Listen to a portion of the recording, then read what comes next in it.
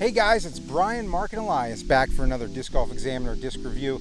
And we have a special one today. I had to grab Mark and Elias because they are the big throwers of the Berg here in the Berg. Thanks for joining me, guys. Appreciate it. Happy to. Thanks for inviting us out here, Brian. Absolutely. So Mark, as somebody who throws the Berg a lot, can you tell me what it is? The Berg is a really consistent putt and approach putter. It's pretty much guaranteed to not fly past your target. You can put any kind of power angle you want on it and rely on it to go exactly how you want it to. And it's very trustworthy, especially in the woods when you're trying to throw those touchy approaches around obstacles.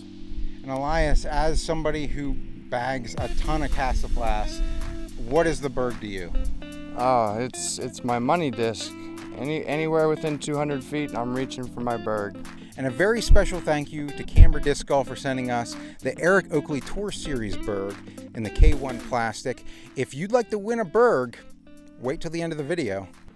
The Eric Oakley Tour Series Berg in the K1 line plastic is a really smooth plastic, but it also provides a really good grip in my hand. The flight plate of the Berg is actually very interesting. It dips down in the center. The part of the disc where your thumb rests is actually bubbled up on the edge, and it gives you an extra little bit of grip there. It's a very unique feel, and it fits in my hand very nicely. The Berg also has a very deep dish to it. All right, so you saw the profile for the K1 line. Now we want to jump over to the K1 Soft. So what's the difference here in the plastics? The K1 Soft is a good bit more flimsy and flexible, as you can see. This one doesn't really want to bend as much. This K1 Soft really sits down nice and feels nice and grippy in the hand. And I think they're slightly more stable than these K1, just the regular K1. So Mark, in your hands here, what do you have? I have here the K2 and K3, which is their baseline plastic. If you're able to find the K2 plastic essentially evolved into the K1 Soft. So it's going to be some of their older runs of the disc. Just like the K1 Soft, they're very flexible, still maintain that K1 level of durability, but they're going to be significantly more stable than pretty much any other run you're going to find at this point. In the K3 plastic, this is Kastaplast's essentially putter baseline plastic. It still maintains a little bit of flexibility, a lot more so than any like KC Pro from Innova or anything, or similar plastics to that. But if you're looking for something to either to try putting the Berg with, something that's going to be grippier when it's wet, or if you're looking for a disc that's going to that you want to be able to season and run multiple of, the K3 might be the option for you to look for. Yeah, I would actually say from my throwing, it seems to be the most understable of the plastics. Is that correct? Yeah, I would agree. Yeah. Just like all baseline plastic, once it hits a few things, it starts to flip. All right. Let's check out our throws. On approach and controlled shots, when you throw the Berg on hyzer, it holds it all the way to the ground. On approach shots with the Berg, when I throw it on hyzer, it just holds that hyzer and doesn't go very far. When you throw the Berg flat, it wants to fight straight forwards before dropping straight to the ground with a touch of hyzer finish. When I throw the Berg on flat release, it's pretty straight with minimal finish.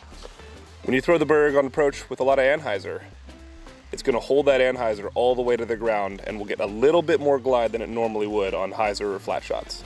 When I throw the Berg on anhyzer, it just holds that anhyzer and slowly pans. When the Berg's thrown on a steep anhyzer, it's just going to hold the anhyzer the entire flight. So I've been very interested in trying the Berg since I covered our last tournament at Indiana Open. I was watching people tossing the Berg up to the basket over and over again, and I thought to myself, I had to try it out. Now, I think that it holds any line that I put it on as an intermediate player, so I think it's good for beginners as well. We're looking at about a 200-foot shot here. When throwing the Berg with power, on anhyzer, it's going to hold it all the way to the ground unless you put a lot of nose up on it. And with anhyzer, it's just going to hold that line the entire time.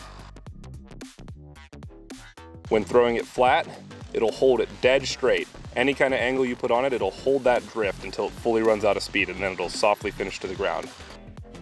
When thrown flat, it just goes dead straight.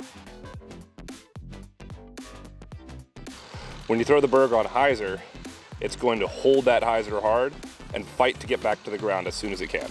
When throwing the Berg with some power, on hyzer, it pushes pretty straight with a slight dump at the end. Even when I tried sidearm with the Berg, it held the lines that I put it on. It will actually show you if your form is good. If the disc does not fly the way that you thought it would, it's an issue with your form, because this disc is very much true to form and will go where you point it.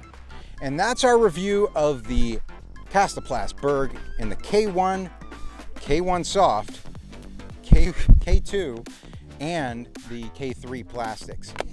Hope you guys enjoyed it. This is how you win your Berg. All you have to do is leave a comment in the comment section below. When we reach 5,000 views, I'll reach out to one of you randomly, and you will get a Berg from Camber Disc Golf. Special thank you to Camber for doing this little giveaway with us and giving us the K1 Berg for review today. All right, guys, well, that's going to do it for our review. Remember to like us on Facebook, subscribe to us on YouTube, and share it. We always appreciate it whenever you do that.